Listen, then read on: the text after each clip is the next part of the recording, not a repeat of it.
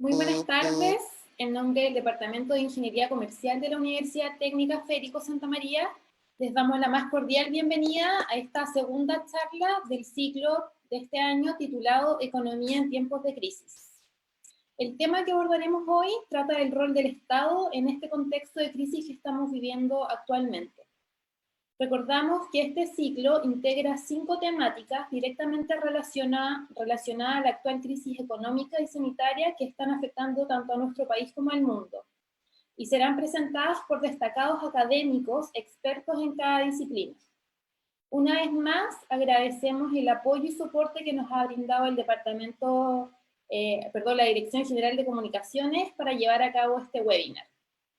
A continuación, saludamos a las autoridades que nos acompañan esta tarde. El director del Departamento de Ingeniería Comercial de la Universidad Técnica Federico Santa María, el doctor Lionel Valenzuela. Y también saludamos muy especialmente al director general de Comunicaciones, el señor Piero Soto Rivas. Saludamos también a los académicos, profesores, estudiantes, funcionarios y a la comunidad externa que nos están acompañando en esta transmisión. Para dar inicio a esta actividad, saludamos al director del Departamento de Ingeniería Comercial, quien nos entregará unas palabras de bienvenida. Adelante, director. Muchas gracias. Estimadas y estimados, sean todos muy bienvenidos, y en particular nuestro invitado de hoy, doctor Luis Cordero Vega, profesor de Derecho Administrativo de la Facultad de Derecho de la Universidad de Chile e investigador senior del Centro de Regulación y Competencia de la misma facultad, que en el día de hoy nos dará la charla Rol del Estado en el contexto de la crisis. No cabe duda que las últimas crisis que hemos vivido como país, sumándose a la actual crisis sanitaria desatada por el COVID-19, ha reabierto debates históricos en diversos ámbitos, pero en particular en la economía. Es por ello que nace la siguiente pregunta: ¿cuál es el rol del Estado en una crisis? No hay duda que el Estado, cuando es bien dirigido, deberá garantizar el bienestar general de la sociedad toda. Por lo mismo, parece ser el ente más apropiado para crear y sostener la estructura económica y así garantizar la justa distribución de los bienes y servicios en los buenos y malos tiempos. Finalmente, quiero nuevamente agradecer al doctor Luis Cordero por acompañarnos esta tarde y espero que esta charla nos haga reflexionar sobre el rol del Estado en nuestra sociedad y con ello poder seguir soñando en un país más justo y equitativo. Muchas gracias. Muchas gracias, director, por sus palabras. Para continuar, dejamos con ustedes al moderador de esta jornada, el profesor del Departamento de Ingeniería Comercial, señor Piero Soto Rivas, quien es ingeniero comercial de la Universidad Técnica Federico Santa María y magíster en Ciencia Política con mención en Gobierno y Políticas Públicas de la Pontificia Universidad Católica de Chile. Actualmente se desempeña como director general de comunicaciones de nuestra institución, encargándose, entre muchas otras de sus funciones, en mantener un vínculo permanente con las instituciones y autoridades de gobierno, así como de conocer las temáticas que están marcando la agenda pública en nuestro país. Estimado Piero, muy buenas tardes. Muy buenas tardes, Victoria. Una vez más le agradezco, ¿cierto?, aprovechando la ocasión, a don Lionel Valenzuela, director del Departamento de Ingeniería Comercial, la oportunidad de poder estar aquí moderando este espacio de sana discusión en un momento sumamente relevante para el país. En la ocasión anterior tuvimos la oportunidad de conversar con el profesor Rubén Castro a propósito del retiro del 10% de los fondos de pensiones, y esta semana tenemos a el doctor Luis Cordero Vega, ¿ya?, profesor de Derecho Administrativo de la Facultad de Derecho de la Universidad de Chile e investigador senior del Centro de Regulación y Competencia de la misma facultad, que nos dará una exposición, la que ha sido denominada el rol del Estado en el contexto de la crisis. Muy bienvenido sea, profesor Luis Cordero. Por favor, adelante.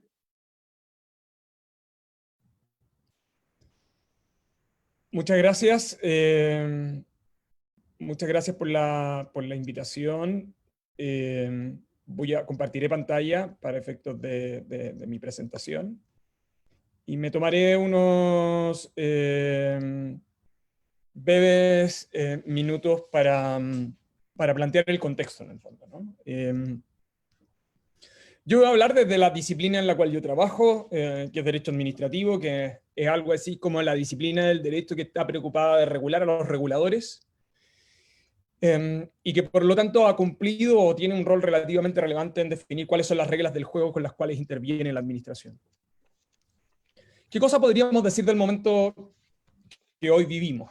¿No? Lo que uno podría decir es que en pocas ocasiones el sistema institucional chileno ha estado sometido al estrés al cual está sometido hoy. Si ustedes analizan en perspectiva, esta es la primera vez desde la independencia en que nosotros tenemos en una misma situación probablemente todos los sistemas de excepción funcionando.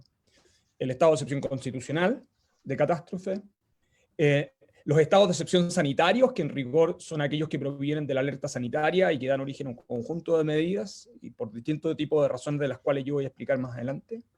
La aplicación de la ley de catástrofes de finales de los 60, que tiene que ver con los dramas que nuestro país ha vivido históricamente. Todas las comunas del país en la actualidad han sido declaradas en esa condición. Y en cuarto lugar, el Estado ha ocupado otro instrumento de excepción, que es el decreto de emergencia económica, o que ustedes conocen como el 2% constitucional. A partir de todo eso, es decir, cuando comenzó la crisis en marzo, a partir de todo eso, a su vez, se ha producido este diálogo y tensión entre el Congreso y el presidente de la República, que a su vez ha dado origen a un conjunto de legislaciones de excepción, incluyendo la del 10%, que ustedes conversaron la sesión anterior, ¿no? Entonces la pregunta que no solo nos formulamos hoy nosotros, sino que en buena parte de los países del mundo, es cómo enfrentar o cómo redefinir al Estado en este contexto. Y si uno analiza las experiencias comparadas, lo que probablemente va a apreciar es que la crisis nos ha generado un verdadero experimento natural, ¿no? Modelos de organización estatal distinta, modelos de distribución del poder territorial de modo diverso, sistemas de prestaciones sociales que son relativamente distintos, aunque en apariencia distintas administraciones y distintos gobiernos están aportando una gran cantidad de recursos, probablemente algunos son más efectivos que otros. Las preguntas que están detrás de eso es ¿por qué? ¿No? Y yo, para tratar de aproximarnos a esa conversación, yo en realidad he tratado de organizar esta presentación desde la perspectiva, en primer lugar, de cómo hemos llegado hasta acá, ¿no? Parte del diseño institucional y del modelo que nosotros tenemos hoy es consecuencia de una ruta de identidad que le da cierto sentido y que a veces probablemente olvidamos, ¿no? ¿Por qué? Bueno, porque el momento en que nos encontramos es como esta frase railórica, ¿no? Que está en esa novela que por lo menos es una novela que representa a mi generación, de principios de los 90, ¿no? Esta idea que pareciera que todo vendrá mejor con los cambios, pero tenemos miedo de cerrar la puerta porque habíamos aprendido cómo manejar los antiguos, y particularmente las antiguas desgracias, y eso es lo que suele pasar, y el momento en que estamos hoy día es eso, ¿no? Es un momento donde estamos en situación de cambio, cambios que no son sectoriales, sino que son relativamente estructurales.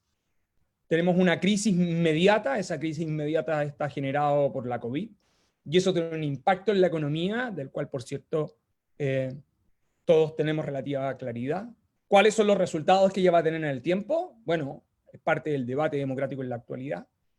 Pero también tenemos una crisis inmediata, ¿no? Y la crisis inmediata en relación temporal, pero muy inmediata respecto de los efectos, tiene que ver con algo que solemos olvidar, que son las consecuencias del cambio climático. No solo cambio climático mirado desde la perspectiva de la consideración ambiental, sino que lo que cambio climático produce no solo en los ecosistemas, sino que en los territorios habitables, en la manera en cómo hemos construido sociedad hasta ahora, en las herramientas que nosotros utilizamos para poder abordar ese tipo de contingencias, etcétera, ¿no? En la manera en cómo comprendemos la economía.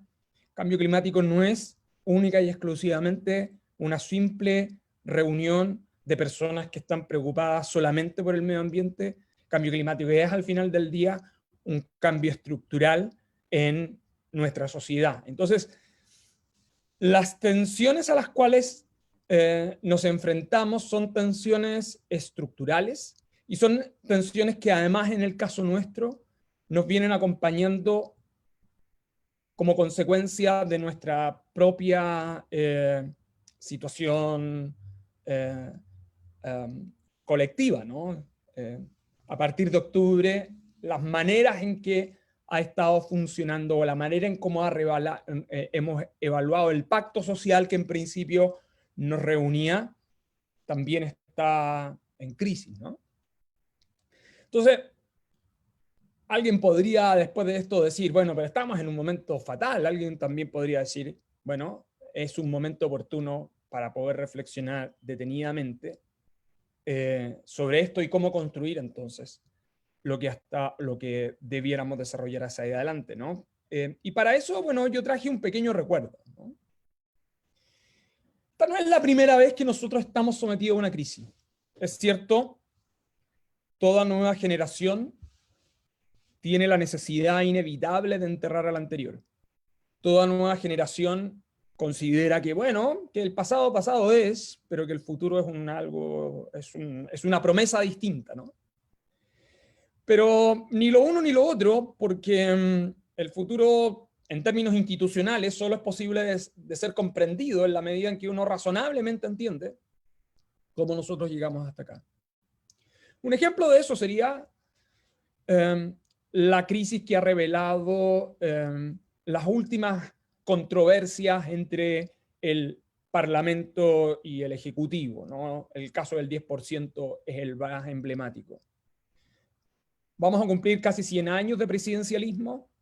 Ese presidencialismo construido bajo la Constitución del 25, ahí tienen la portada del diario El Mercurio, el día que se proclamó la Constitución del año 1925, fruto de una crisis que se provocó a partir de la Guerra Civil de 1891 y que dio origen a un conjunto sistemático de controversias en la primera parte del siglo XX de muy diversa entidad.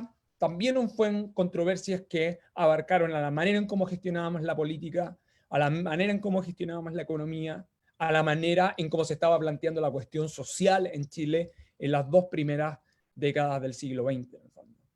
La manera de resolver eso es un pacto donde se le da un cierto poder al presidente de la República para establecer ese criterio sobre el Congreso, ¿no?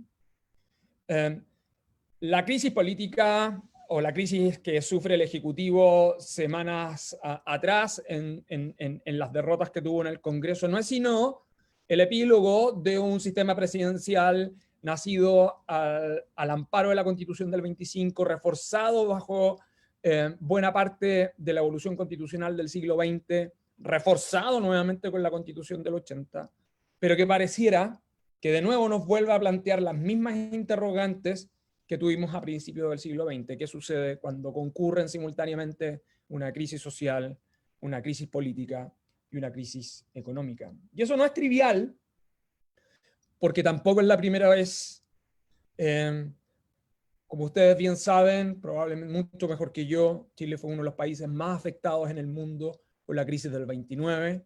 Significó prácticamente la expulsión del primer Carlos Ibáñez, el nacimiento de las ollas comunes. Ahí tienen esas fotografías que están ahí, son de Memoria Chile, ¿no? Que trata precisamente de recopilar una buena parte de la información de contenidos y gráfica de nuestro país.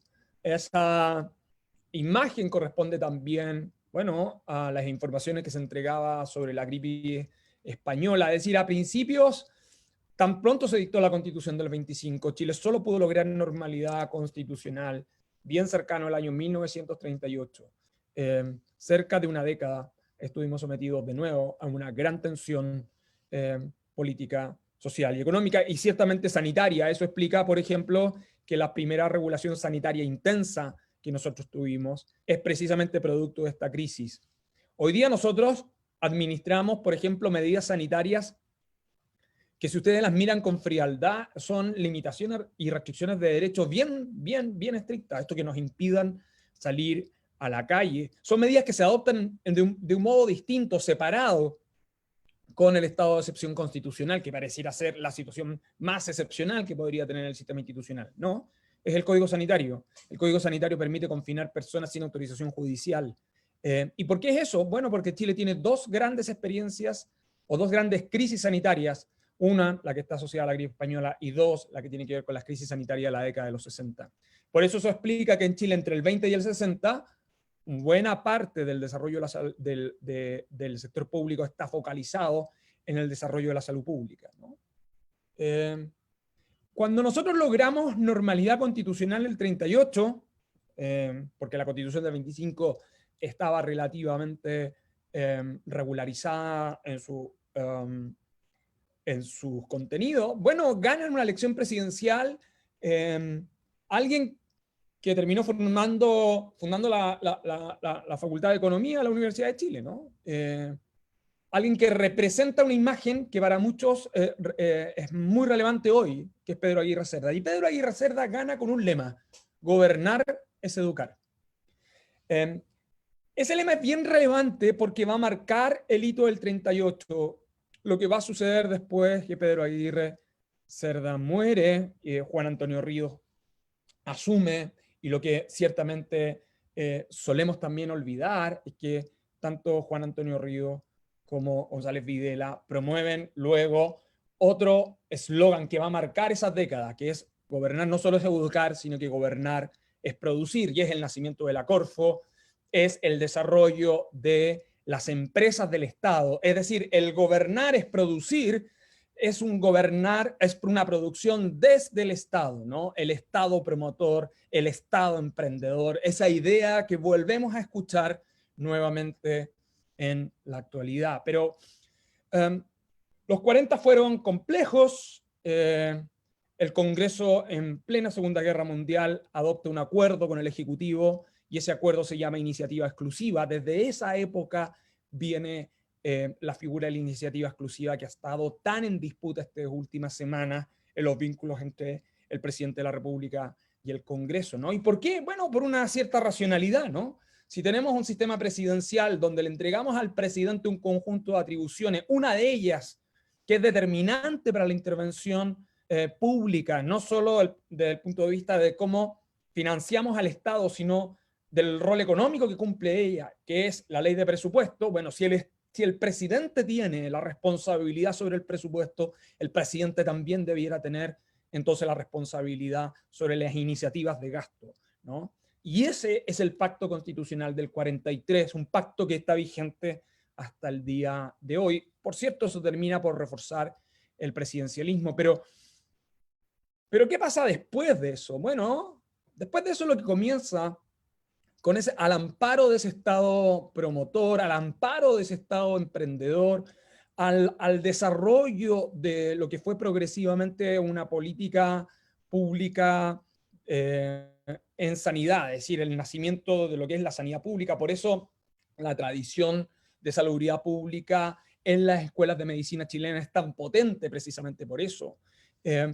Lo que hace es involucrarnos con posterioridad en las reformas sociales. Yo diría que la reforma social más significativa, no diría que la única, pero que es muy importante porque también es relevante y nos representa hoy una serie de dilemas, es el campo, y la manera en cómo hacemos eso es con la reforma agraria, ¿no?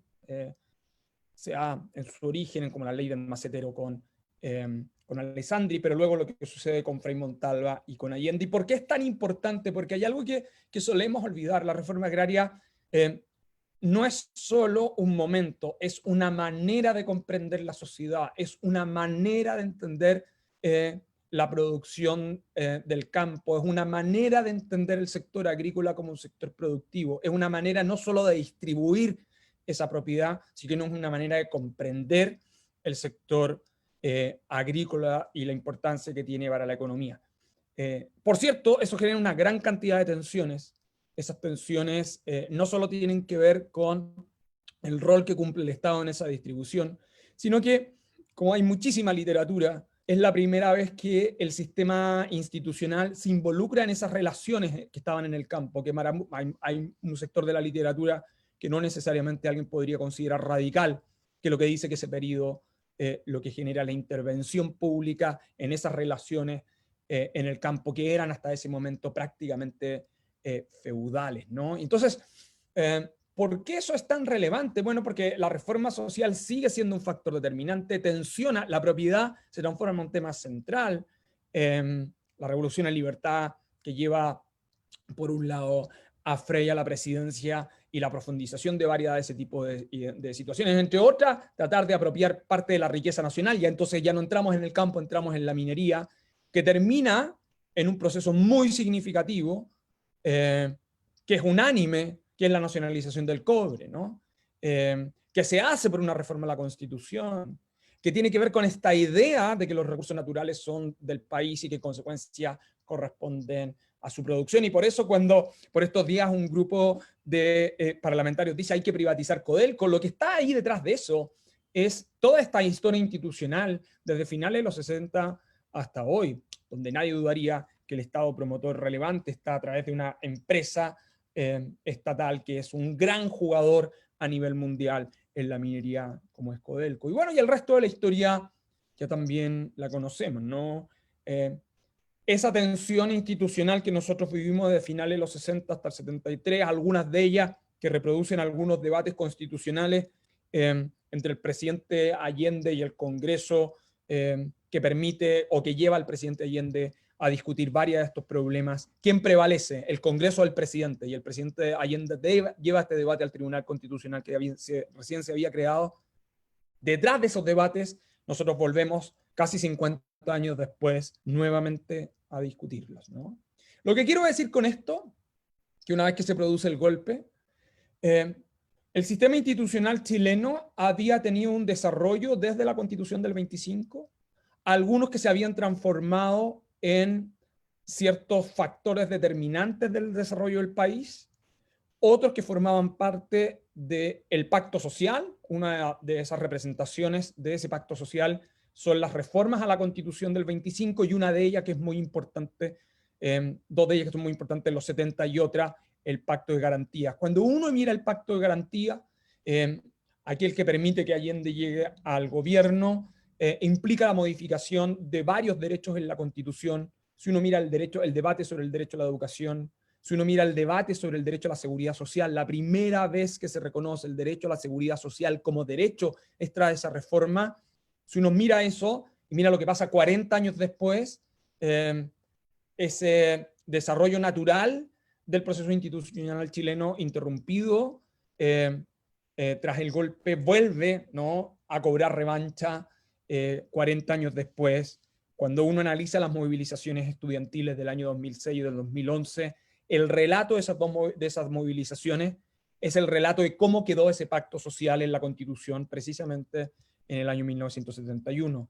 Cuando debatimos ahora los alcances de la seguridad social, es exactamente cómo quedó el pacto constitucional en el año 1971. Es decir, somos hijos de ese pasado y somos hijos también, hijas de ese proceso de desarrollo institucional. Y lo que hacemos esencialmente con el retorno a la democracia es administrar en buena parte el régimen de pragmatismo regulatorio. ¿Por qué quiero, al hacer ese pequeño relato, para decir que vivimos dilemas interesantes, vivimos tensiones que parecieran ser nuevas, pero que son relatos recurrentes?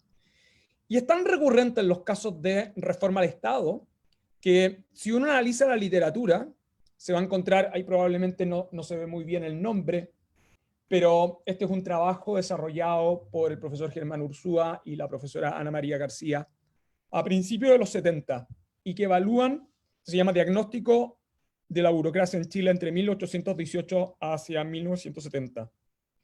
Es probablemente uno de los trabajos más completos del desarrollo de la burocracia. ¿Cuál es uno de los, tiene muchos aportes porque además evalúa cómo se van estructurando y se va complejizando la administración pública, va analizando además cómo se va complejizando el presupuesto con cifras, pero además de eso nos entrega un antecedente que solemos olvidar.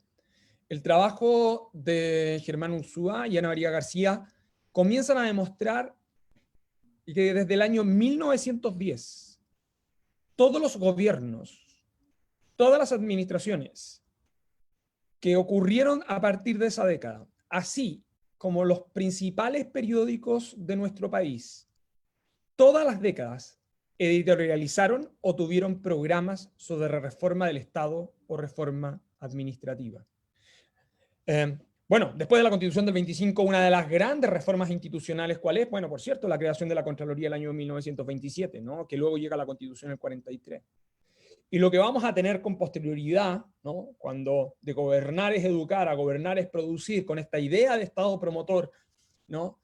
Es el nacimiento de una complejidad de organización estatal que es estructural, ¿no? Que tiene que ver con cómo hacer suyo la innovación tecnológica, bueno, en electricidad, en telecomunicaciones, en líneas aéreas, y lo que va creando el Estado en cada una de ellas son empresas públicas que permiten precisamente el desarrollo con ellas, empresas que finalmente van a terminar siendo privatizadas en la década de los 80, fundamentalmente en la década de los 80. ¿Y por qué es tan relevante? Porque entonces cuando hablamos de reforma del Estado o cuando hablamos de reforma administrativa, tampoco estamos siendo tan innovadores. Estamos hablando de eso desde 1910. No existe ninguna administración, ninguna persona que hubiese ejercido la presidencia de la República desde el año 1910 que no hubiese utilizado la expresión reforma del Estado, reforma administrativa, modernización del Estado.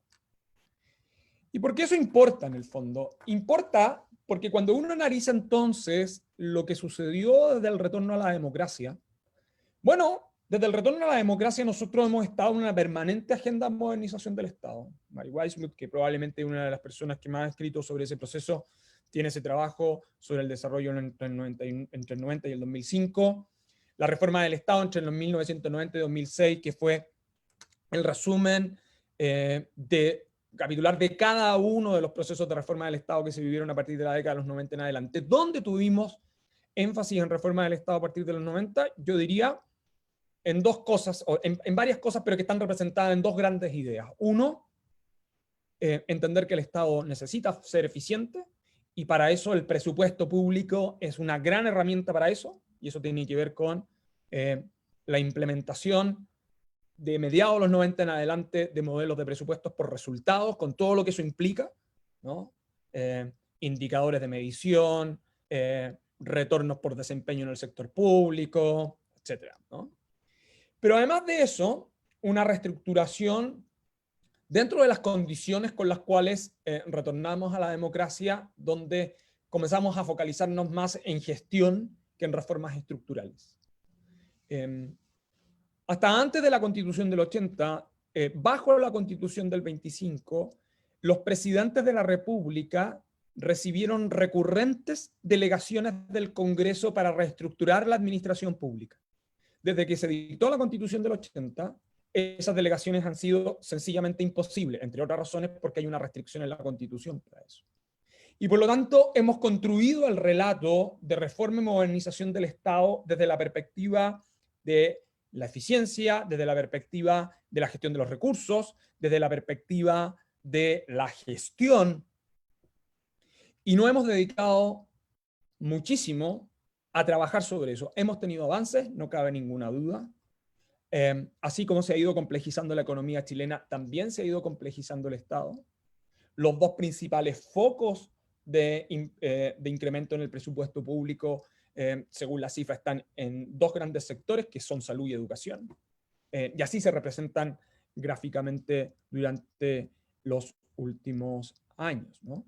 Y hoy día estamos en un proceso de modernización que, de hecho, esta administración, la imagen que tienen abajo, tiene que ver con el cambio del discurso que esta administración ha tenido, que el proceso de modernización pareciera no solo ser un relato de hay que reformar lo que tenemos, sino que la modernización enfrenta una dinámica permanente, es decir, es cómo disponemos de un modelo de organización estatal que permita adaptabilidad para ir resolviendo la complejidad de los asuntos públicos, que es muchísimo más dinámica que lo que puede reaccionar una determinada burocracia o lo que puede reaccionar el Congreso, ¿no? Ahí tienen una de las últimas publicaciones del CEP, que reúne una serie de estudios y que en el fondo, claro, nos vuelve a anticipar dónde sabemos que están los problemas, ¿no? En la gestión del gasto, en el régimen de empleo público, en la cobertura de servicios sociales, etc.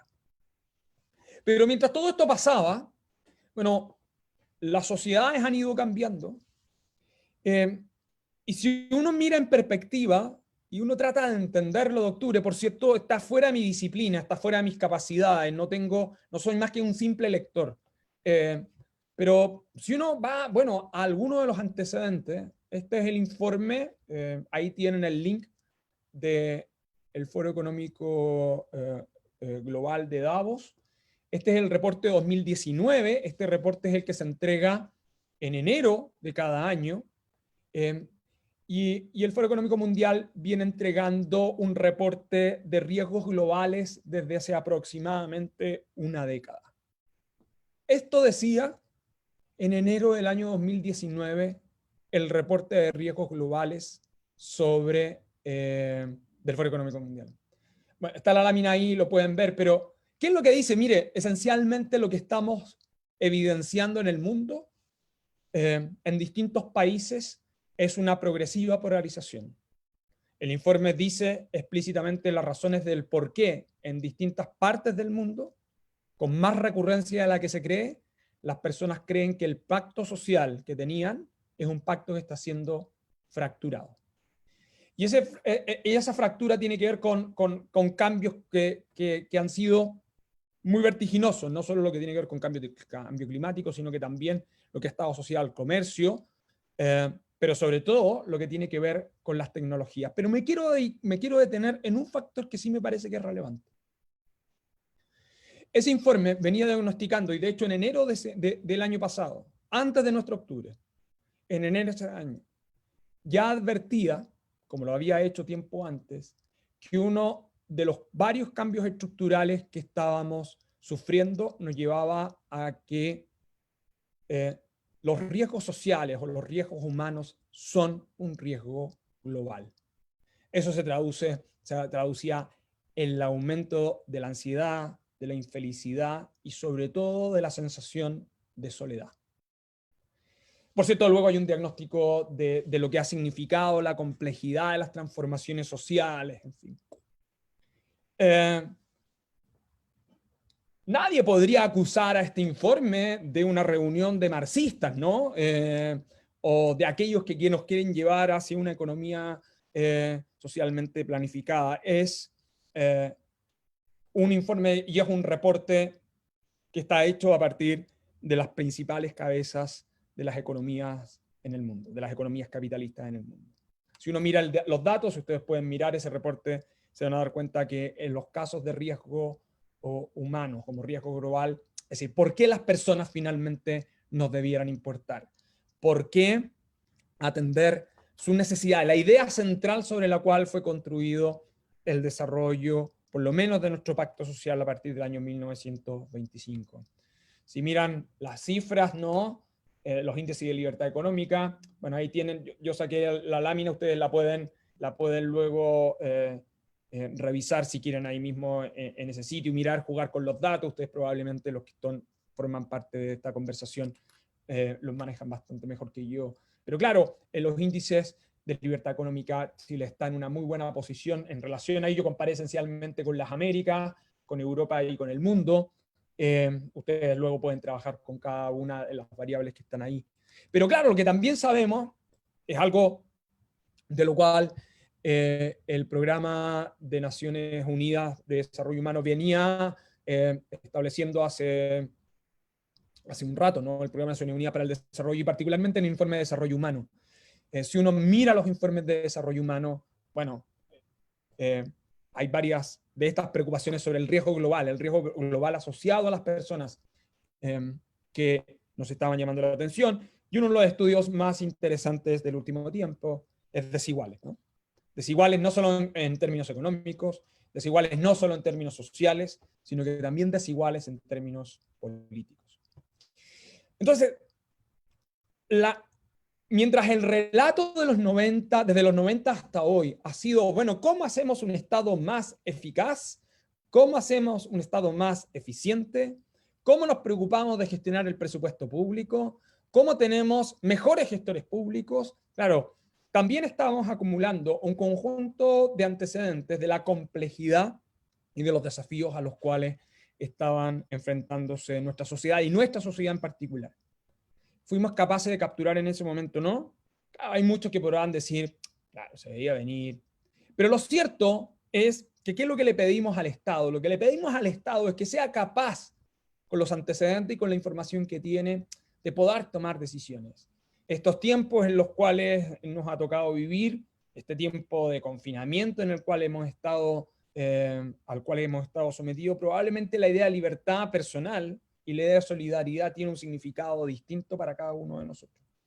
Entonces, la pregunta es cómo orientar lo que viene, ¿no? Sobre todo cuando está de por medio el plebiscito constitucional, cuando está de por medio el debate constitucional. Bueno, una alternativa para evitar esa polarización tan natural o tan evidente como expresaba el informe del Foro Económico Mundial hace ya un tiempo, es mirar dónde tenemos consenso. Bueno, uno de los lugares donde tenemos consenso son los objetivos del desarrollo sostenible.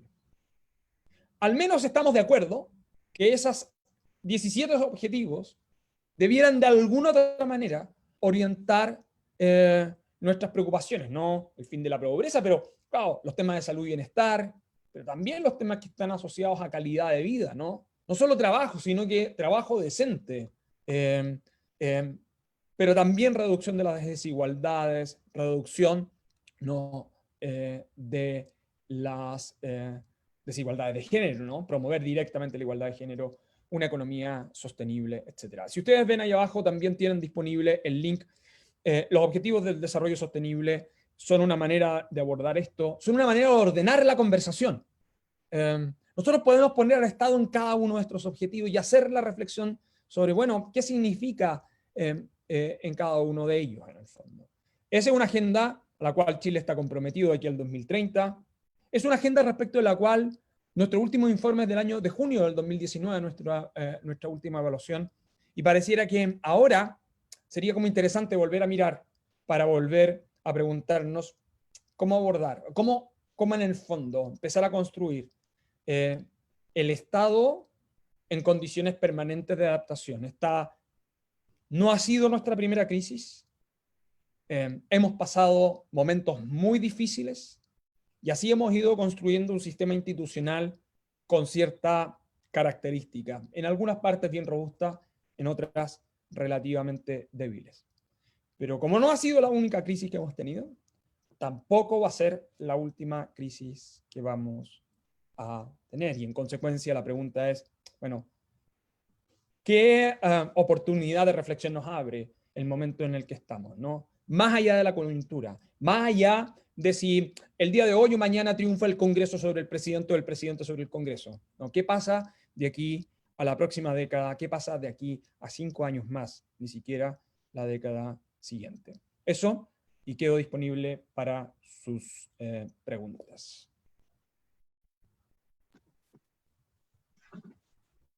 Muchas gracias, Luis, por tu tremenda y muy completa exposición. Aprovechamos un poco de recapitular. Don Luis Cordero, aquí presente, doctor de Derecho de la Universidad de Lleida, magíster en Políticas Públicas. Sus áreas de conocimiento son diseño institucional y procedimientos administrativos. También socio del estudio de abogados Ferrada Nemi, director de la Fundación Espacio Público.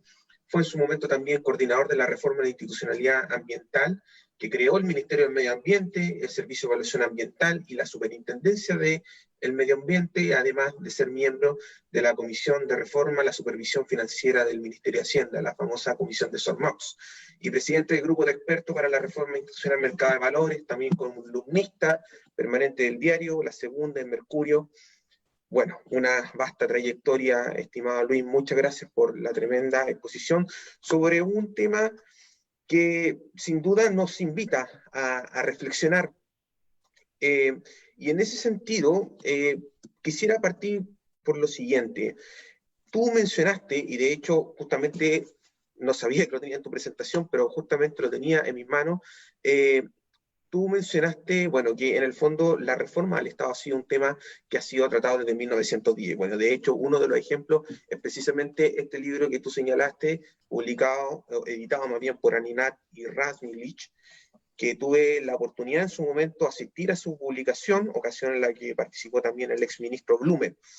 En esa oportunidad, uno de los temas que mencionó, si no me equivoco, pudo haber sido el ministro, o otro, el exministro, perdón, o otro de quienes presentaron, en esa oportunidad se destacó del libro que más allá de ofrecer un conjunto de experiencias comparadas en relación a la modernización del Estado, un aspecto transversal a todas esas experiencias dice relación con la capacidad que tuvieron los estados y los gobiernos para consensuar el diseño y la implementación de políticas, vale decir, una mirada de largo plazo. ¿Cómo es posible construir políticas públicas con un diseño y una implementación estable que no esté sujeta al vaivén de los gobiernos, con un régimen presidencialista que dura 4 años, con gobiernos que al término, ¿cierto?, del gobierno, o más bien al término, o al cabo del término del gobierno anterior, deciden iniciar una serie de contrarreformas que apuntan en la dirección contraria de quienes fueron sus antecesores? ¿Cómo lograr finalmente ese consenso al que apuntaba precisamente esta colección de estudios del Centro de Estudios Públicos? A ver, nosotros tenemos experiencia... Esa pregunta estaba en el año 1920. ¿Y por qué estaba en 1920? Quiero hacer un pequeño punto, porque uno de los problemas que nosotros teníamos en los 20 era un juicio extremadamente crítico sobre la idoneidad de la administración pública, ¿no? Se la acusaba de corrupta, se la acusaba de clientelista, etc. De hecho, uno de los problemas más complejos que teníamos nosotros era lo que se denominaba la institución del patronazgo, ¿no? Es decir, que cada parlamentario lo que hacía era nombrar un número de personas en la administración pública. Entonces, la Constitución del 25 lo que hace es decir, ok, aquí lo que vamos a hacer es que hay un jefe de jefe que se llama presidente de la República, que es jefe de gobierno y jefe de Estado. Ahí está el Congreso, y yo lo que necesito, esencialmente, o que el sistema institucional requiere, ese es como el pacto del 25, es tener una administración pública profesional. Entonces, y la frase que utiliza, o la denominación que se utiliza en los 20 para darle la expresión de profesional, entendiendo por profesional una burocracia estable, permanente, cuyo principal objetivo es servir los intereses del Estado y no de un gobierno, está bajo la idea del concepto de estatuto administrativo, ¿no? Y entonces ese concepto queda dando vuelta y se transforma en una nomenclatura que después, claro, como que tiene olor a naftalina, burocracia, pero la idea de tener una administración pública profesional está presente en los 20. Está presente en la Constitución del 80. Y la pregunta, el problema que nosotros tenemos hoy día es que si uno mira las cifras, la mayor proporción de funcionarios del Estado son funcionarios que están sentados en un cargo que tiene alguna condición de precariedad, porque son contrata, porque son honorarios, anda cerca del 70%. ¿No? Y eso tiene un incentivo que es extremadamente perverso. Por cierto, lo que estoy diciendo no es ninguna novedad, está relativamente descrito también en la literatura, es que la alianza de gobierno que gana una elección, en verdad, tiene pocos incentivos a modificar esto, porque tiene una gran posibilidad de distribución de cargos. El problema que eso genera, con sistemas presidenciales muy breves, es que toda nueva administración lo que quiere es fundar su agenda, tener su agenda y por lo tanto hacer cambios estructurales y por lo tanto descontinuar algunas cosas. Eso tiene, por cierto, podría tener alguna racionalidad en alguna idea de gestión de objetivos más políticos, y para eso yo probablemente lo que quisiera es tener una agrupación que permita la reelección a miembros de la misma coalición, pero afecta de algún otro modo la continuidad de mucha política pública. Si a eso ustedes le agregan algo que ya había diagnosticado Arturo Valenzuela. Arturo Valenzuela es un profesor de Derecho que finalmente terminó yéndose a Estados Unidos en el exilio, que escribe un libro muy importante en el año 1977, que es El quiebre de la democracia en Chile, y que, bueno, termina en Georgetown y en Estados Unidos su carrera, pero que está muy presente en sus aportes hacia Chile. Valenzuela había ya anticipado hace no mucho, porque junto con Lins son los dos especialistas mundiales en presidencialismo. Si usted quiere tener dos referencias mundiales, Valenzuela y Lins. Pero lo que está pasando hoy día es algo que Valenzuela ya había descrito. Podemos tener un presidencialismo muy fuerte, pero si ese presidencialismo tiene minoría en el Congreso y tiene un plazo fijo de su periodo presidencial, es decir, sin posibilidad de llamar a elecciones al medio, entonces se transforma siempre en una crisis política.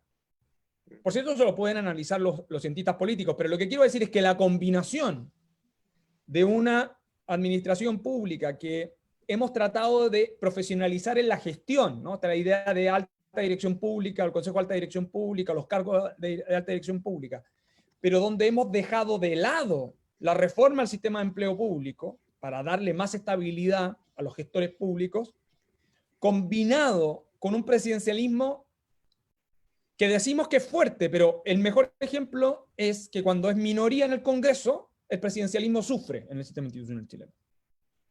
Nos deja en evidencia que la política pública de largo plazo tiene un problema porque un presidente de la República que tiene gestión de 4 años, que además no tiene mayoría en el Congreso, su único medio para poder abordar algún tipo de resultado es tratar de gestionar mediante decretos. Eso es esencialmente lo que tiende a suceder. Y eso genera fricción y en periodos de mayor conflicto, esa fricción, por cierto, es mucho mayor. Entonces, mirado desde el punto de vista del diseño institucional, yo creo que nosotros tenemos suficiente evidencia para decir, ese es un modelo que sencillamente es insostenible. Y quiero contarles una anécdota. Yo formé parte de un grupo de expertos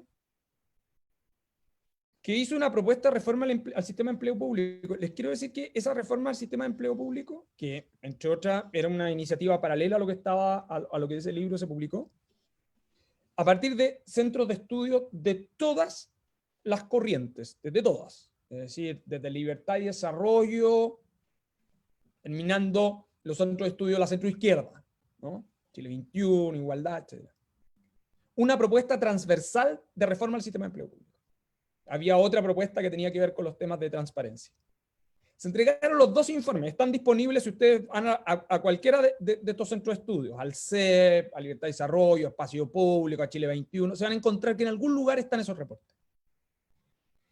Y hay pleno consenso en ambos estudios, pero particularmente en el de empleo público. Y yo me recuerdo muy bien que en la presentación que se hizo de esto, en el Congreso en Santiago, donde lo presenta el ministro Blumel y entonces el senador Monte en representación del Senado, todo muy bien, pero sabe que esto es muy complicado.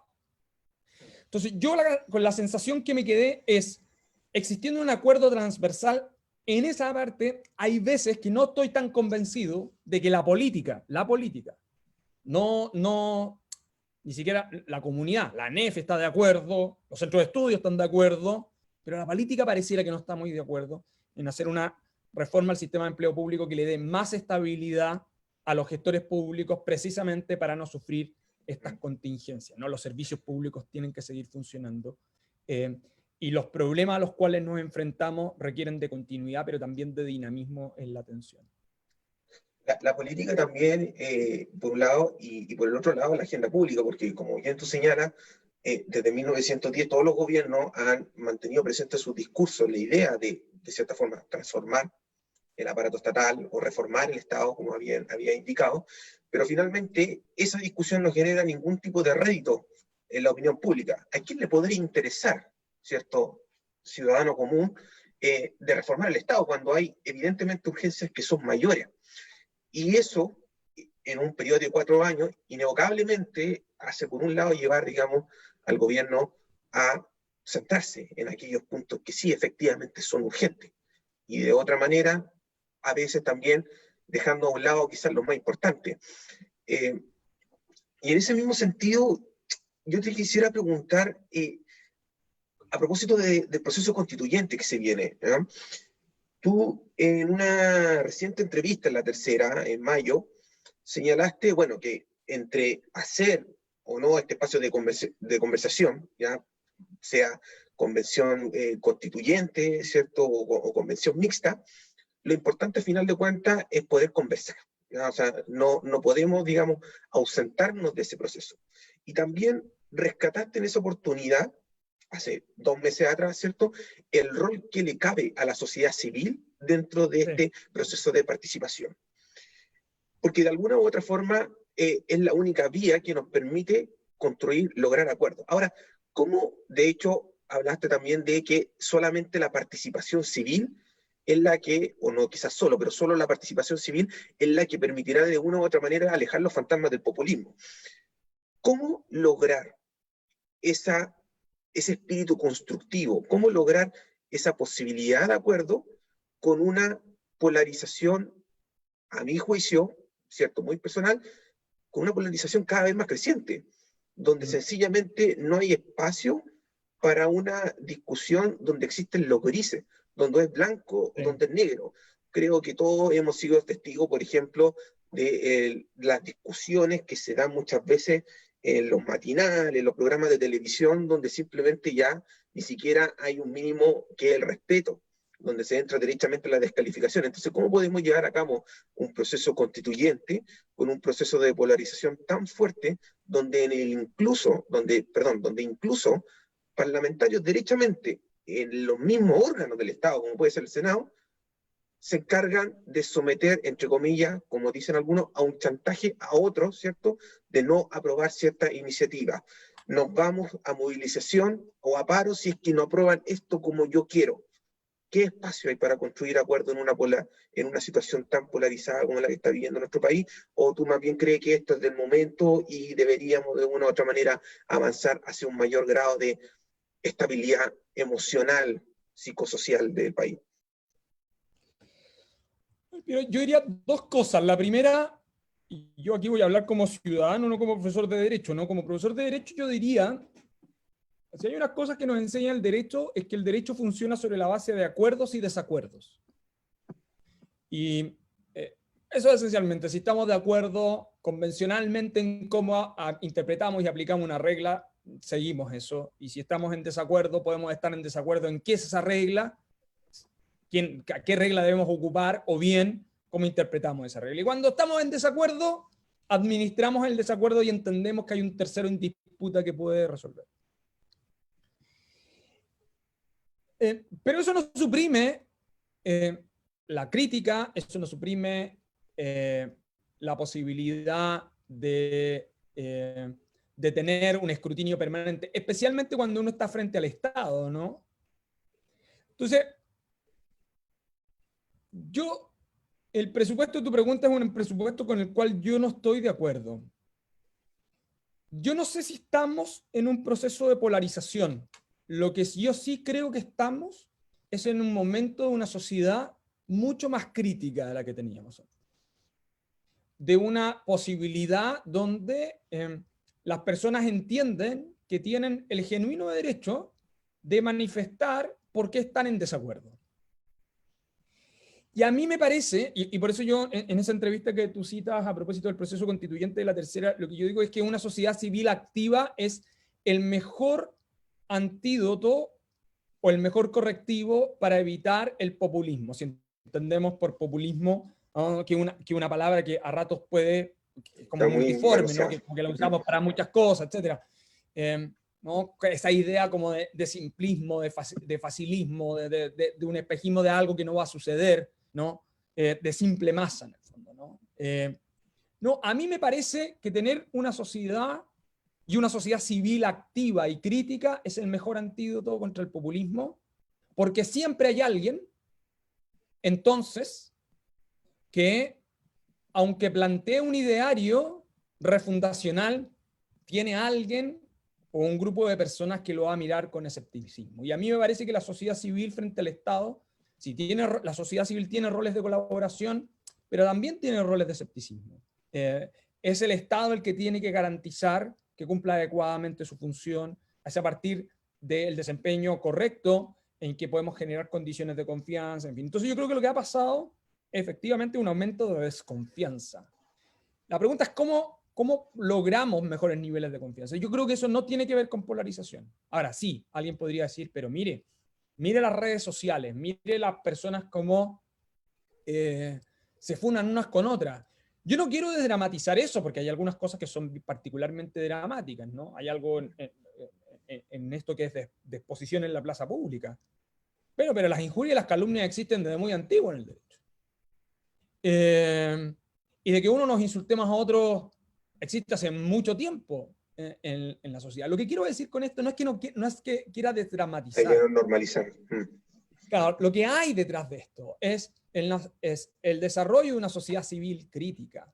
Y quienes hoy día dicen, no, el gobierno lo está haciendo mal, el problema central que tienen cuando son demasiado radicales es que una democracia razonable descansa sobre la alternancia del poder.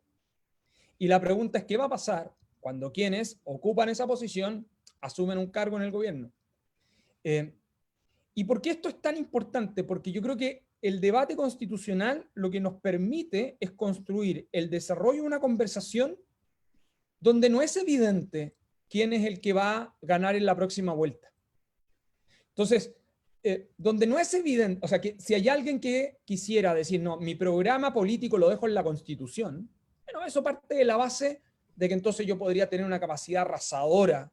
Y cuando tengo la verdad una sociedad civil crítica, esas posibilidades son, no es que sean bajas, por lo menos la posibilidad de escrutinio es mayor. Entonces, yo creo que detrás de eso también está no la falta de respeto, pero sí el escrutinio a la tecnocracia, a los expertos. Los expertos contribuyen al debate, pero no son los sabios de la política.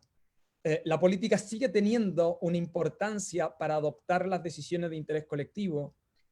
Y entonces hay algo detrás de eso. Y son las preguntas incómodas, ¿no? Las preguntas que la política debiera tratar. Por eso yo creo que, por eso yo rescato la sociedad civil y solo un último comentario. Y esta crisis lo que demuestra es que los territorios son importantes. O sea que el desarrollo desde la comunidad local, el rol que cumple el municipio, vamos a ver qué va a pasar con los gobernadores regionales, pero cómo se ordenan los territorios. Los territorios representan la idea de la primera aproximación al conflicto. Esto tiene que ver desde lo que sucede con el agua potable, o lo que tiene que ver con la construcción de un conjunto de obras, con la canalización de una determinada actividad, etc. Disculpa, y en ese sentido, por eso también los alcaldes han adquirido un rol mucho más preponderante con motivo de esta crisis, porque son quienes están más cerca de la realidad de las personas. Y porque es el primer lugar donde las personas van a contactarse con el Estado. Cuando usted saca la basura, el señor que pasa en el camión, sea concesionado o no sea concesionado, sea del Estado, eso que está pasando ahí es el municipio. El que mantiene el área verde es el municipio. El que está en la primera línea para efecto de la atención en salud hoy día, el municipio. Y por eso los territorios pasan a tener... La crisis lo que muestra es que el territorio cumple un rol extremadamente importante. Y si hay algo que yo creo que nos podría hacer reflexionar toda esta crisis, es bueno, ¿cuánto hemos desaprovechado entonces los territorios?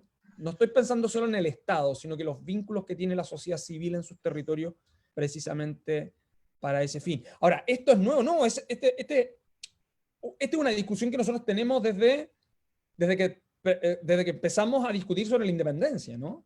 Y si uno mira los textos de 1818 en adelante, ha sido una discusión muy recurrente en los debates del desarrollo institucional chileno, en el fondo, ¿no? Bueno, pasamos ahora a las preguntas del público. Trataremos de abarcar la mayor cantidad, así que, profesor, le pido ahí ser, ojalá, lo más sucinto posible para que podamos permitirle la oportunidad a todos de discutir y un poco conversar sobre estos temas. Tenemos bastantes preguntas. En el contexto, pregunta Hardy Chávez, en el contexto del lema gobernar es educar, ¿cómo se explica que actualmente una ciudadanía con una baja o nula educación, a juicio de él, ¿cierto?, financiera, deba elegir el fondo con el que construirá su pensión. Bueno, esto a propósito, ¿cierto?, de todo lo que ha significado el debate en torno al retiro del 10% FP, y a propósito precisamente del retiro, que hoy comenzó a las 9 de la mañana, ha quedado revelado también la profunda brecha digital que tenemos como sociedad chilena frente a estos temas. O sea, la gente era entrevistada, no saben lo que es un correo electrónico, no conocen lo que es la clave única, difícilmente van a saber, ¿cierto?, en qué fondo colocar, ¿cierto?, su ahorro. Entonces, coméntenos por favor un poco eso, cómo ve este tema de la educación. A ver, gobernar y educar fue un gran lema de Pedro Aguirre Cerda, ¿no? Para un momento y para un Chile donde en lo que estábamos,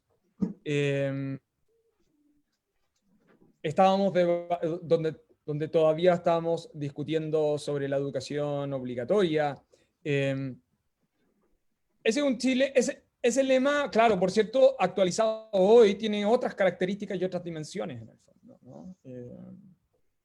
Pero si yo fuera al corazón de su pregunta, yo diría que gobernar es educar no solo implicaba un lema de hacer ciudadanos más activos, de hacer personas que sean capaces de definir su propio destino, en el fondo, que sean autónomos, que no sean dependientes de su empleador, de su patrón, que tengan la posibilidad efectiva de construir su vida.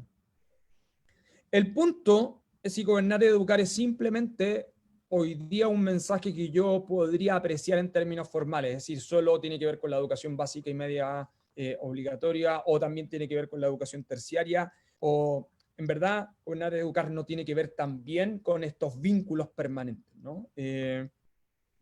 Nosotros dejamos hace algunos años de dar educación cívica en los colegios. La evidencia que existe sobre educación financiera, ustedes la conocen mejor que yo, es bastante, los indicadores son bastante deficitarios. De hecho, esta es una pregunta sobre el retiro de AFP, pero que descansa precisamente sobre la poca educación financiera. Pero claro, hemos hecho esfuerzos en tener educación financiera, es con respeto de quienes me invitan, ¿no? ¿Es la educación financiera la que hablan los ingenieros comerciales, los economistas? ¿O en verdad debiéramos preocuparnos de que las personas comprendan bien la información? No solo la información financiera, sino que la información nutricional, aquella que tiene que ver con las decisiones que ellos puedan adoptar para sus propios proyectos de vida. Yo creo que ahí hay un rol para el Estado y para la sociedad civil que es muy relevante. Y yo creo que lo que demuestra el caso del 10% sobre qué hago con mi fondo tiene un poco que ver con eso. Y a propósito de lo que dice Piero, porque esto que apareció en varias oportunidades producto de la crisis, no creíamos que éramos otros, y en verdad no lo somos. Este es un golpe de realidad, no solo para quienes están en el gobierno, sino que cada uno de los que está acá, privadamente, con la cabeza en la almohada, probablemente ha dicho también, ¿sabe qué? Parece que las cosas no eran como yo también creía que eran. Y no es trivial, a propósito del tema de la brecha digital, porque Chile está haciendo una apuesta. Nosotros hemos aprobado una ley muy importante, que es la Ley de Transformación Digital, que va a permitir que la mayoría de los procedimientos que se realizan en el Estado sean a través de Internet, donde ya no nos tengamos que preocupar por la gestión de trámites de papeles, llevar a papel cero. Pero claro, cuidado, que la implementación, que es muy relevante, que es muy significativa, lo que está sucediendo hoy nos muestra esa brecha digital. ¿Cuánto podemos mejorar para eso? Yo diría que es el desafío que probablemente nos está revelando ahora el retiro del 10%. Pensando ahora en la implementación de la Ley de Transformación Digital, que todavía nos queda un año para llevarla a cabo. Una cuestión irónica en el contexto con el nivel de penetración que tiene, por ejemplo, la telefonía celular en Chile.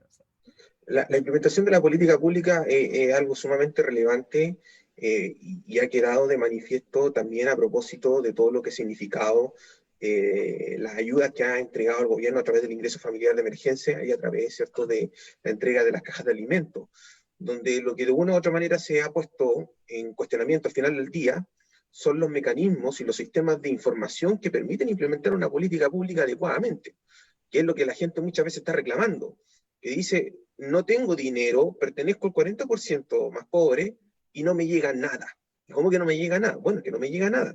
¿Y por qué pasa eso? Porque finalmente la implementación no va de la mano necesariamente con un éxito desde lo conceptual. Puede ser como idea muy buena, pero si eso no va aparejado con una correcta implementación de la política pública, naturalmente que se genera una distancia enorme entre finalmente los objetivos que busca el gobierno y la percepción que finalmente termina adquiriendo la ciudadanía y que desencadena, ¿cierto?, en este fracaso político del gobierno que finalmente se ve obligado, ¿ya?, a ceder a esta reforma constitucional que permite el retiro del 10%. Otra pregunta que nos hacen aquí, ¿cierto?, uno de nuestros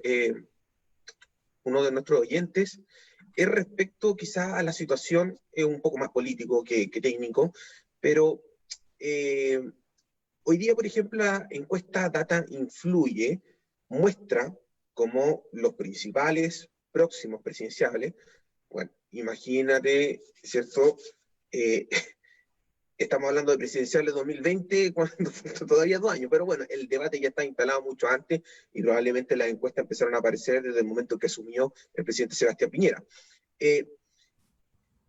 Y la encuesta revela que las principales figuras presidenciables son 2 personas que uno podría pensar inicialmente que están en las antípodas del sistema. Por un lado, Daniel Jadwe, que representa al Partido Comunista, y por el otro lado, Joaquín Lavín, que representa, quizás con sus matices, a la Unión Democrática Independiente. ¿Cree usted que ambas figuras, ¿cierto?, representan de cierta forma las necesidades sociales, culturales y económicas del país? ¿O es más bien algo del momento, producto quizás de la sobreexposición que tienen ambos alcaldes en los medios de comunicación? ¿Cómo lo ve usted? Yo no sé si soy el mejor para hablar de esto. Yo aquí podría opinar como cualquier ciudadano, ¿no? Como ciudadano. Como... Yo podría reducirlo a esa vieja afirmación de Barra, ¿no? La izquierda y la derecha unidas jamás serán vencidas. No lo sé, hay algo, si uno quisiera tratar de formalizar esto en términos más conceptuales. Son 2 alcaldes con exposición, con vocación de exposición nacional, pero que probablemente no serían figuras si sus gestiones municipales en apariencia no fueran relativamente exitosas. Eso es lo que yo diría, ¿no? Por cierto, gestionar un municipio es muy distinto que gestionar el país, ¿no? El alcalde Lavín lo sabe porque fue exitoso como alcalde, pero fue un defectuoso ministro de la primera administración del presidente Piñera, en el fondo, ¿no? Del alcalde Jadwe no sabemos que por lo menos es una comuna en la cual él tiene respaldo y donde ha hecho una buena gestión, más allá de las personas, de las opiniones que uno puede tener sobre sus declaraciones públicas, ¿no? Entonces, yo creo que ahí la pregunta relevante, más bien la gente que trabaja en ciencia política, desde hace un tiempo viene evaluando para el caso chileno, es la incidencia que tiene el municipio en este tipo de cosas, ¿no? Es más difícil que un candidato a la presidencia provenga del Congreso a que provenga de otra unidad de administración, ¿no? Es decir, las experiencias de gestión pública son experiencias bien relevantes. Pasar por el Estado gestionando, aun cuando usted pueda tener la ideología que tenga, evidentemente le hace mirar y observar las cosas de un modo muy distinto. Y yo creo que el hecho de que ambos sean los rostros principales para la próxima presidencial tiene que ver en parte a esta idea de cómo los ciudadanos perciben los conflictos. ¿Quién probablemente está en mejores condiciones de solucionar o guiar el país? Es quizá aquel que enfrenta problemas cotidianos y que tiene que cotidianamente resolverlos. Yo no sé si alguno de los que está acá ha trabajado en un municipio, pero todos mis respetos para aquellos que lo hacen. No trabajan de lunes a domingo 24 horas. O sea, yo diría que hay un lugar donde la intensidad de la gestión pública es brutal en materia municipal. Entonces, yo no sé cómo lo valorarían políticamente. Desde el punto de vista de gestión pública, yo diría que representa dos personas de unidades de gestión territorial que trabajan 24 horas al día y que están precisamente en eso, ¿no? En el rompimiento de la cañería que estuvo en la casa, del qué es lo que pasó con el hogar de ancianos, con la junta de vecinos, en fin. En ese contacto directo, en ese primer contacto que tiene el ciudadano con el Estado. Exactamente. Bueno, muchas gracias, profesor. Aprovechamos también de indicarle, profesor Cordero, que ha recibido muchos saludos a través de las redes de nuestra universidad. También saludos desde fuera del país que agradecen, por supuesto, la exposición. José Francisco Fillux pregunta, ¿es razonable que el Estado chileno, en el contexto de esta crisis, rescate empresas que pertenecieron al mismo, como es el caso de LAN? A ver, esta no es la primera. Aquí podría. La pregunta de si el Estado puede rescatar o no puede rescatar es una pregunta que está abierta, respecto del cual hay muchísima discusión y ya tenemos una experiencia previa. Lo que pasa es que nosotros no la tuvimos tan inmediata. Este fue el debate que existió en el caso en Estados Unidos y en Europa tras la crisis financiera del 2008, ¿no? Tras la crisis subprime se arma todo un gran debate sobre esto. La pregunta es cómo interviene el Estado, si lo hace, ¿no?, adquiriendo las empresas, si hace interviniendo como accionista. Lo que yo diría, y hay que tener mucho cuidado con esto. Primero, no hay ninguna razón técnica ni ideológica para decir que el Estado no puede hacer eso. Pero como en todo, a propósito de lo que conversábamos con Piero antes, hay que tener cuidado en la última milla. Porque yo puedo tener el mejor diseño de política pública, el mejor proyecto de ley, pero si lo implemento mal es un desastre. Y la última milla en gestión pública es clave. O sea, y por eso uno tiene que tener cuidado cuando compara constituciones, porque puedo tener constituciones que están adecuadas y bellamente escritas, pero si yo no me detengo en cómo son implementadas esas reglas, cómo ha sido la práctica del sistema institucional en su implementación, puedo cometer un gran error en la comparación. Y yo creo que eso es lo que pasa con la última milla en este tipo de proyectos. ¿Y eso por qué es tan relevante? Porque depende mucho cómo los sistemas democráticos entienden el sistema institucional, la participación del Estado en este tipo de situaciones. Si ustedes ven, por ejemplo, ahora, a propósito de la reforma constitucional, un tema bien técnico, para que el Banco Central compre bonos del Tesoro en el mercado secundario, eso genera toda una discusión técnica. Porque nosotros tenemos un anclaje de conceptual en el modelo institucional que probablemente nos hace más averso a la participación y al rescate al modelo alemán, por ejemplo, que tiene un diseño institucional menos averso a esa participación. Entonces, de nuevo, yo creo que no hay razones dogmáticas ni teóricas para decir el Estado no lo puede hacer, pero ojo con el modelo de rescate. Y ese modelo de rescate no es un modelo puro y simplemente que está en base a un instrumento de participación accionaria, sino que de alguna otra manera también descansa sobre el modelo de intervención pública general, en el fondo, ¿no? Yo creo que por ahí uno debiera tratar de abordar ese tipo de situaciones. Desde Facebook también tenemos preguntas, profesor, y Felipe Solano consulta, ¿cómo un país como Chile, digamos, con la productividad que tiene, bueno, que sabemos que la productividad precisamente no es lo nuestro, pero sí que tiene, por supuesto, riqueza asociada, tiene ventajas comparativas, eso es evidente, puede financiar demandas de países europeos desarrollados? Esto, claro, en el contexto de, finalmente, cómo un Estado, no sé si pequeño es el concepto adecuado, quizás no tan eficiente, con la situación económica que estamos enfrentando, con el desempleo que va a la alza, con el crecimiento económico que de una u otra manera también nos indica que estamos mal. Usted planteó los objetivos que ha trazado la ONU yo diría, en un análisis que incluso nuestro país aún ni siquiera logra entrar todavía. porque todavía pareciera ser que estamos atrapados en muchas cosas que son de carácter higiénica y que no son necesariamente en aquellas cosas que finalmente le permiten a los países agregar valor, ¿cierto?, a su matriz productiva, etcétera, etcétera. Entonces, ¿cómo podemos, siendo el país que somos, no Finlandia, no somos Dinamarca, somos simplemente Chile, cómo podemos satisfacer esa demanda, o nos falta un poco más, ¿cierto?, de desarrollo económico y estabilidad económica para poder aplicar a esta idea de manera responsable y sostenible? Pregunta, como les dije, Felipe Solano a través de Facebook de nuestra universidad.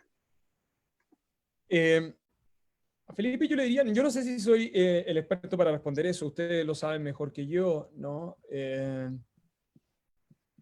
Sobre todo cuando la gente en economía trabaja precisamente con el presupuesto de la escasez, y donde, claro, las demandas pueden ser infinitas, donde nuestros indicadores de productividad no son buenos, y también lo sabemos, pero también donde nuestro sector productivo está fuertemente focalizado en explotación primaria de recursos naturales. Bueno, es parte del debate que nosotros tenemos hoy día, ¿no? Si ustedes ven, si le echan hoy día una miradita a la segunda, a propósito del impuesto a los súper ricos, y esto no es un problema de los técnicos, al igual que en el caso del 10%, más allá de lo delicado que es el sistema tributario cuando uno lo quiere tomar, ¿no? Pero personas muy progresistas y que yo diría, a la cual yo le tengo mucho respeto por su historia, que el profesor Ramón López de la Universidad de Chile, lo que diría, ojo, cuidado, porque pareciera que lo que necesitamos es un sistema tributario que se focalice más en evasión y en elusión, ¿no? ¿Y por qué lo llevo a esto? Porque si hay algo que define el pacto social, la idea de parlamento está fundada en este concepto desde el siglo XIII, es que el sistema de impuestos es muy relevante. O sea, no solo es la productividad, no solo es el modelo de desarrollo, sino que el sistema tributario uno puede mirarlo desde dos puntos de vista, como aquella obligación o exacción que yo tengo que hacer para pagarle al Estado, ¿no? Esa es como idea libertaria, o más bien de una perspectiva más colectiva, es decir, el sistema tributario es parte de las obligaciones que tenemos en términos concurrentes para hacer que esto funcione en el fondo, ¿no? Y claro, ¿cuál es el equilibrio? Porque si yo entiendo el sistema tributario como parte del pacto social, eso que yo creo que es bien relevante, si lo entiendo como parte del pacto social, entonces, bueno, ese sistema tributario tiene que permitir financiar un conjunto de servicios públicos que sea proporcional, ¿no?, a la idea de por qué estoy generando un régimen tributario de esas características. ¿Por qué lo digo? Porque detrás de todo esto, ¿no?, a propósito de el estándar que queremos desarrollar o hacia dónde lo que debemos aspirar, no solo tiene que ver con productividad, no solo tiene que ver con el modelo de desarrollo, sino que también tiene que ver con lo que representa en el pacto social el pacto tributario, ¿no? Como idea, como no una simple idea de quién paga una carga, sino como la idea de la contribución colectiva al financiamiento de prestaciones colectivas. Perfecto. Vamos a ir ahora a un poco más a la contingencia. Hace pocos días el presidente Piñera anunció una importante modificación a su gabinete, a juicio de algunos, a juicio de otros, creen que es más de lo mismo, que se instaló, ¿cierto?, el gabinete del rechazo. Y claramente, y no sé si usted, ¿cierto?, comparte esta tesis, pero un poco lo que hace el presidente es, de cierta forma, tomar las riendas del conflicto que tenía desatado al interior de su coalición, que es sin duda, ¿cierto?, el sustento político que le permite finalmente ser gobierno, e internalizar mucha parte de esos problemas. Prueba de ello es precisamente que tanto el ex senador Alamán como el ex diputado Mario Desbordes pasan a parte de las carteras, ¿cierto? Y obviamente pasan también, bueno, uno de ellos probablemente, naturalmente, que tendrá incidencia en las decisiones, más allá de que no pertenezcan al comité político. Pero acá quisiera tomarme de la pregunta que plantea Patricio en el siguiente sentido, Patricio Caro. Algo que se pudo observar el 18 de octubre fue que el contrato social chileno se se fracturó de manera grave. ¿Cuál cree que deberían ser los temas que el gobierno en el corto plazo debería abordar, sobre todo a propósito de este último cambio, ¿ya? Partiendo de esa condición base?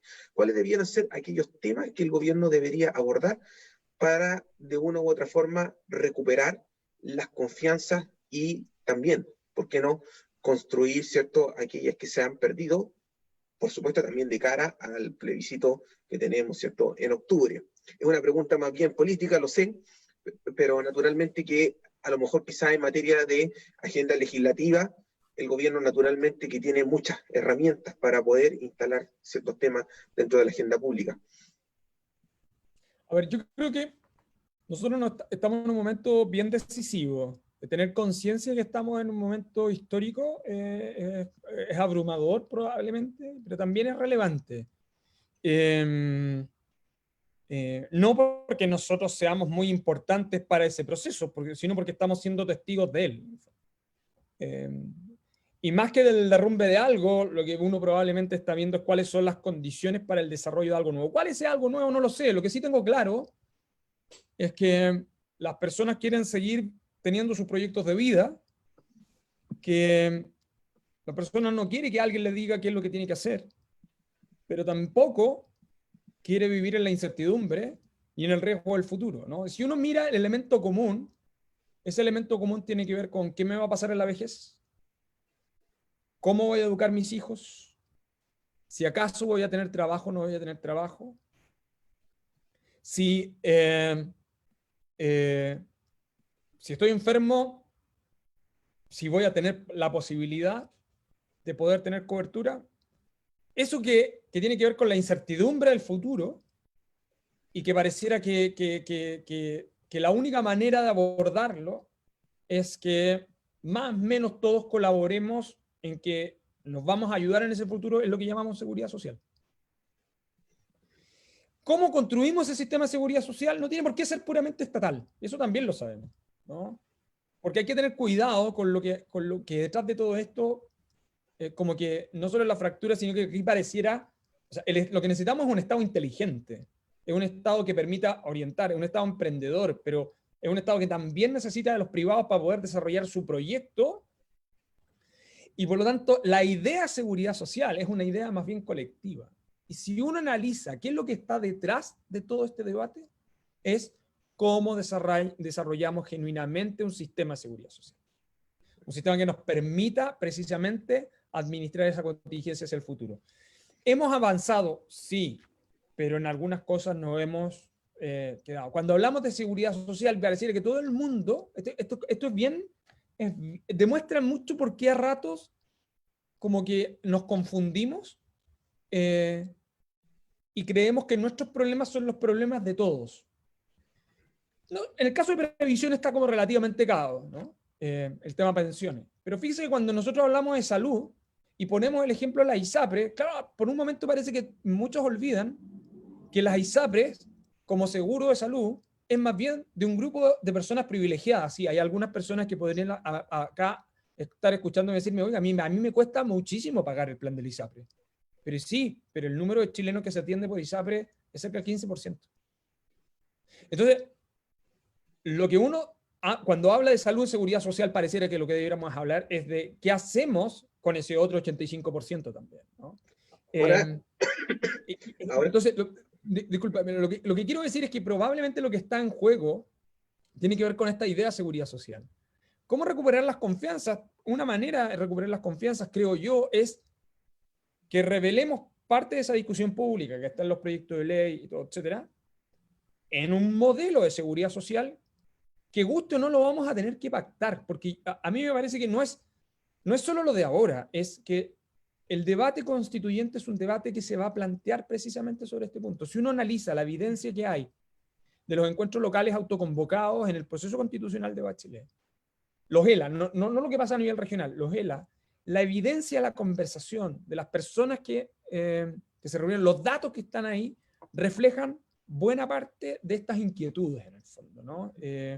No sé si eso sirve para recomponer las confianzas, que por cierto están bien deterioradas hace muchísimos años, pero sí a lo menos da cuenta de que hay una relación, que hay un vínculo de interdependencia y no de soledad o desamparo Ahora, individual. sí, profesor, ¿cómo usted analiza la posibilidad de avanzar hacia un Estado, ¿cierto? Donde yo suscribo plenamente lo que usted señala, donde coexiste, ¿cierto? El mercado o los privados con un Estado que cumple ciertas funciones, uno puede estar, ¿cierto? Digamos, en líneas distintas, si es más Estado o menos Estado, pero creo que de una u otra manera hemos llegado al consenso como sociedad de que el Estado ciertamente que cumple un rol importante. Pero ¿cómo avanzar, por un lado, hacia, hacia un sistema, ¿cierto?, de seguridad social con tintes de solidaridad, ¿ya? Donde, claro, uno trata de, ¿cierto?, compatibilizar los problemas de los otros con los míos, un poco lo que señaló usted, cuando lo que nos revelan los estudios, y no solamente el de hoy día de Data Influye, que muestra que efectivamente el 52% de los cotizantes no está dispuesto a que parte de sus ahorros provisionales vayan a un fondo común, sino que también a través de otros estudios anteriores donde precisamente hay por parte de la sociedad una valoración no menor de lo individual, de lo que es propio, de la propiedad privada. Una cosa, claro, es plantear los problemas desde un punto de vista social y colectivo donde efectivamente tiene falencia, pero cuando a las personas se les consulta sobre sus problemas, sobre sus fondos, ¿ya?, finalmente la respuesta termina siendo otra. Entonces, ¿no existe ahí una contradicción sociológica un poco entre las demandas que plantea la ciudadanía versus la realidad que tiene cada uno de los ciudadanos en sí mismo? ¿Cómo llegamos a esta situación? Por ejemplo, a propósito también del retiro del 10%. El retiro del 10% de una u otra manera refleja un poco eso, la reivindicación de mis derechos sobre mis ahorros previsionales, no sobre los de un fondo común, sino de lo que yo he ahorrado en mi vida. Entonces, ¿cómo ve usted, cierto, este tema? Es que la idea de justicia social, o sea, hay otros profesores que creo que se quieren invitar, pero la idea de justicia social no se contrapone con la idea de autonomía. Y yo solo quiero recordar que la idea de propiedad, no la idea de propiedad para ponerle este nombre como de marca, no da la idea de propiedad neoliberal o de propiedad financiera. Es lo que clásicamente hemos entendido de la propiedad, porque la propiedad en su construcción liberal clásica es la idea de autodeterminación, de que el rey no se puede apropiar del fruto de mi propio esfuerzo, ¿no? En la idea lockeana. Pero eso no significa que yo no tenga compromisos con la sociedad. Entonces, hay que tener cuidado cuando dice, no, lo que pasa es que este es el triunfo del pragmatismo neoliberal. Cuidado, porque las personas no quieren ser despojadas del fruto de su propio esfuerzo. Porque las personas que hoy día, las personas de clase media, que están en ese interreino que todavía no sabemos muy bien qué es, pero que llamamos clase media, pero que están en una situación de vulnerabilidad, su problema hoy día no es que el Estado defina sus destinos, es que hoy día necesita ayuda mutua.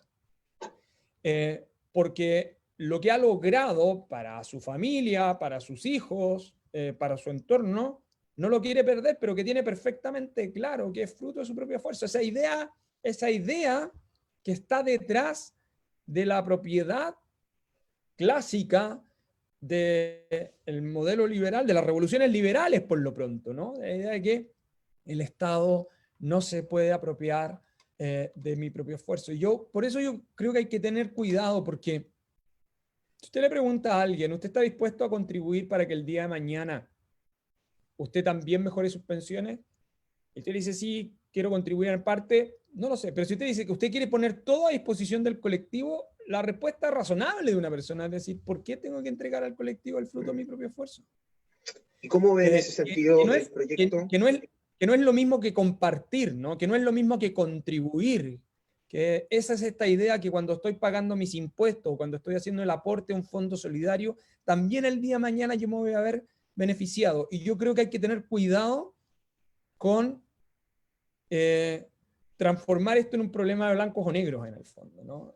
¿Y cómo, Yo creo que cómo ve usted, disculpe, profesor, en ese sentido, el proyecto impulsado por un sector del Frente Amplio y algunos ciertos parlamentarios de la democracia cristiana en relación a la expropiación, ¿cierto?, de los fondos previsionales, que está siendo actualmente tramitado en el Senado, porque estuvo en un tiempo, ¿cierto?, congelado y ahora está siendo nuevamente discutido?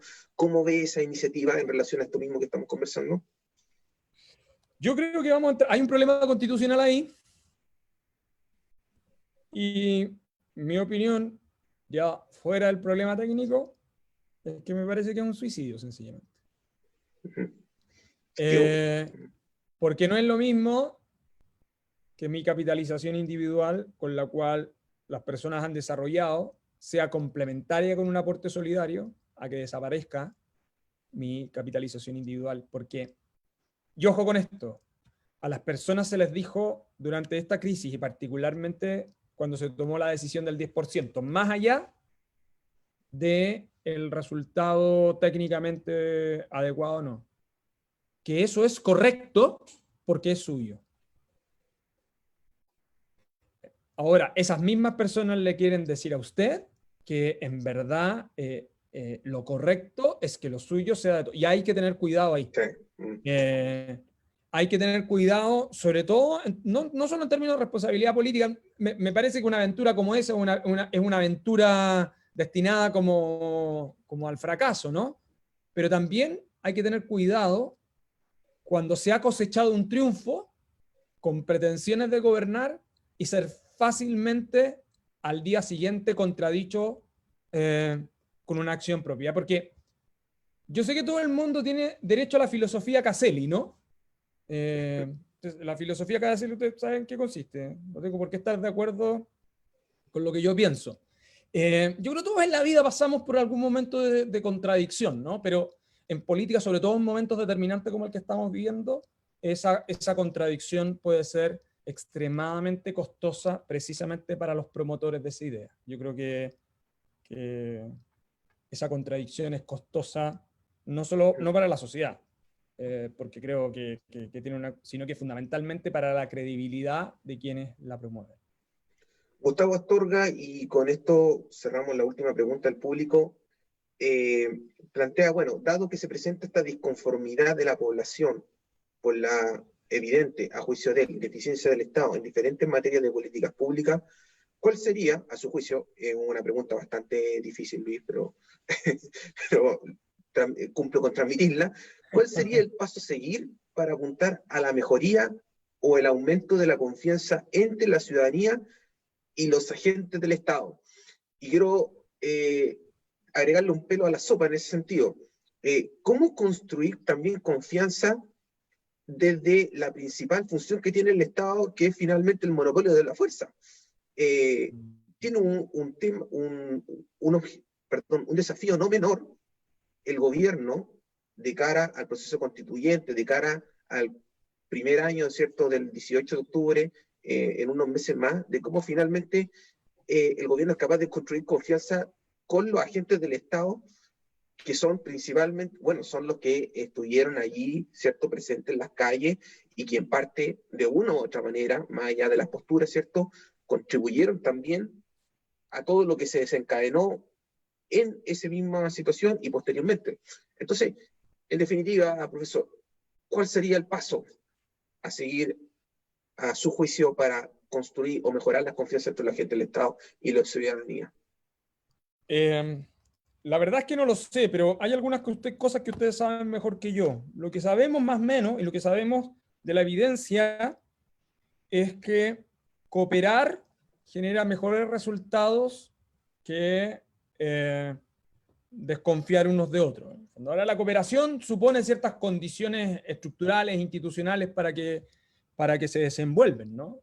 Y una de las condiciones estructurales para que esa cooperación y la confianza se desarrolle es la credibilidad. Y yo creo que lo central es que las instituciones públicas sean creíbles. Yo solo quiero entregar un dato. Hace un poco más de una década, las 3 instituciones que le daban mayor confianza a los chilenos era Carabineros, ¿no? La Iglesia, ¿no? Fundamentalmente Carabineros y la Iglesia. Si uno mira ahí, Sí. como Hay harto estudio al una respecto.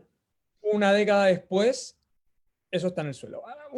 Yo siempre tuve la preocupación que en democracia las dos mayores confianzas fueran el uniforme y la iglesia, ¿no? Una década después, por cierto, tenemos una crisis de proporción en esas dos instituciones y sus niveles de confianza han caído al suelo. ¿Por qué? Porque en parte hay un problema de credibilidad. ¿Cómo recuperar o cómo hacer ese proceso tiene que ver con que ese proceso de desarrollo de confianza se transformen en procesos creíbles? Por eso, ofertas electorales que no son susceptibles de ser cumplidas, que no tienen racionalidad, que son contradictorias con lo que hace poco tiempo esas mismas personas les decían a otras, lo que hace es minar la confianza. Cuando el Congreso lo que cree es que está siendo popular porque en rigor está siguiendo una idea y luego ocupa otra que es completamente contradictoria con la que acaba de haber tomado, el efecto que adopta no es precisamente generar mayor credibilidad y por lo tanto mayor confianza, sino que por el contrario. Y yo creo que por lo tanto estamos en un proceso donde las instituciones tienen que ser creíbles. Y si Carabineros se equivoca en materia del orden público y dice que va a corregir y ha realizado un conjunto de correcciones, bueno, entonces la manera de hacer creíble es que sus investigaciones arrojen resultados, que aunque por doloroso que sean, entonces digan quiénes fueron los responsables y que el uso de las armas de fuego que se utilizaban como antimotines no van a ser utilizadas del modo en que se venían. La única manera en que el sistema institucional puede recuperar su confianza tiene que ver con la credibilidad. Y en eso, esto es clave para la gestión pública. Porque sin credibilidad institucional no hay eficacia estatal. O sea, si el señor o la señora o la familia que está en una casa no le quiere abrir la puerta al representante del Estado porque el que está afuera no le da confianza, sencillamente da lo mismo que usted traiga la mejor prestación pública si ese vecino o esa vecina no le va a abrir la puerta. Y yo creo que eso tiene que ver con la credibilidad del sistema institucional. Para finalizar, profesor, usted al inicio de su exposición hizo una revisión histórica no menor, que la inició en 1891, que a propósito lo citó el senador Alaman en la última discusión en el trámite legislativo, haciendo ciertas similitudes que uno, bueno, podrá tener naturalmente una opinión distinta a lo que planteaba, pero más allá de lo que hubiera dicho él, lo importante es que en el año 1891 ocurrió una crisis política social importante que desencadenó en un pseudo parlamentarismo o parlamentarismo de facto, ¿cierto? O parlamentarismo a la chilena, como muchos lo llamaron. Después del 25 termina, ¿cierto? Todo esto desencadena una nueva constitución, el ruido de sables, pasamos un periodo de ensayos constitucionales donde ocurren muchas cosas, como usted señaló también, entre los años 30, post 29, luego sucede, ¿cierto?, la interrupción del gobierno de Salvador Allende, comienza la dictadura militar, luego finalmente transiciona a la democracia y hoy día estamos a 2020 nuevamente experimentando una crisis. Naturalmente que con sus ribetes, naturalmente que distintas a las anteriores, pero es cierto lo que usted plantea en el sentido de que no es la primera crisis. Optimista o no, quisiera preguntarle, ¿cierto?, ¿cómo ve, o si más bien ve con optimismo finalmente lo que pudiera derivar del proceso constituyente, o usted es más de la línea de los que cree que estamos en una espiral donde finalmente acá todo va a terminar mal y simplemente queda cerrar la puerta por fuera y, digamos, poner fin a lo que conocimos en algún momento como país? Lo que pasa es que usted me hace una pregunta para alguien como yo que la crisis me ha permitido ser optimista y volver a confiar en la especie humana, contrariamente a lo que contraintuitivo lo que estoy diciendo, ¿no? Por dos motivos. El primero, porque este es un momento de conversación, este es un momento donde hace, no sé, 5 o 10 años alguien diría conversar mucho es perder tiempo. Hoy día conversar es una inversión. Eso es, creo que el proceso que tenemos, el proceso que estamos enfrentando y lo que va a venir es, hay que invertir tiempo en conversar, hay que tomarse muchos cafés, hay que tomar más que un café si quieren. Conversar no es perder tiempo. Lo segundo es que yo creo que la crisis lo que ha demostrado es que nadie se salva solo. Ni el más rico, nadie se salva solo. Y que por lo tanto, la única manera en que razonablemente uno puede enfrentar un futuro incierto, porque vamos a seguir viviendo crisis, es colectivamente, ¿no? ¿Cómo hacemos eso colectivo, pero además cómo también respetamos nuestras autonomías, nuestras individualidades? Es parte del desafío. Y yo creo que el proceso constituyente es una oportunidad para eso, pero es una oportunidad en el sentido que no es una cuestión meramente contingente. Uno de los grandes problemas del Congreso nuestro es que no suele citar la historia, y cuando la hace lo cita mal. Y tener conciencia del momento creo que es clave. Yo lo que pudiera transmitir ahora es que no hay otro momento en la historia de este país donde si hubiese tenido la oportunidad de decidir si quiere una nueva constitución, la idea de constitución como idea de pacto, quién quiere que la discuta, y después de que se discuta, si usted la aprueba o la rechaza. Un De hecho, no hay otra experiencia. ratificatorio. No hay otra experiencia igual, y tener esa oportunidad es una oportunidad fantástica. Y yo creo que tener la posibilidad de conversar, este tipo de diálogo, este tipo de iniciativas que además ustedes las ponen más allá de la crisis del COVID, es una oportunidad precisamente para eso. Entonces, yo creo que hay una oportunidad detrás de todo esto. Sí, para los que quisieran que las cosas hubieran mantenido igual, sí, puede ser una situación compleja de asumir, pero es que la vida institucional es al igual que cada una de las vidas nuestras, en el fondo. De repente hay imprevistos que tenemos que afrontar y a los cuales debemos que adaptar para seguir viviendo o tratando de tener una vida buena, en el fondo, ¿no? Y yo creo que eso es más o menos lo que pasa con el desarrollo institucional. Y solo quiero decir lo siguiente. En el caso del 10% constitucional, donde se generó este debate, ¿quién primaba? ¿El presidente de la República o el Congreso? Citar 1891 tiene un problema. Citar 1891 es que eso terminó en guerra civil. Y esto está lejos de eso. Citar, y yo lo escribí en una columna a propósito del debate constitucional del presidente Allende, pero creer que es exactamente lo mismo en términos políticos es un error, porque eso terminó en un golpe de Estado. El 10%, más allá de las opiniones de cada uno de nosotros tenga sobre esta administración, yo estoy muy alejado de ella, pero yo tengo que reconocer que no hubo veto, no hubo tribunal constitucional y hubo promulgación de la ley. No hubo ni guerra civil, ni hubo golpe de Estado. En otros términos, hay algo también de este proceso. Por cierto, el Congreso pudo haberse excedido, creo yo que en algunas cosas lo puede estar haciendo y que tiene que tener cuidado de cómo manejar el equilibrio institucional. Pero más o menos, el sistema institucional sigue funcionando razonablemente bien. Y probablemente una de las razones es porque tiene a las puertas un proceso constituyente donde con más tiempo, con más calma, estas experiencias de este tiempo nos van a servir un poco para discutir con un poco más de profundidad. Eso. Conversar no es perder el tiempo, lo ha dicho muy claro el profesor Cordero hoy en esta exposición y también entrevista en la cual ustedes han tenido también la oportunidad de participar. Profesor Cordero, muchas gracias por participar y esperamos prontamente compartir nuevamente. Muchas gracias a ustedes. Gracias por la invitación.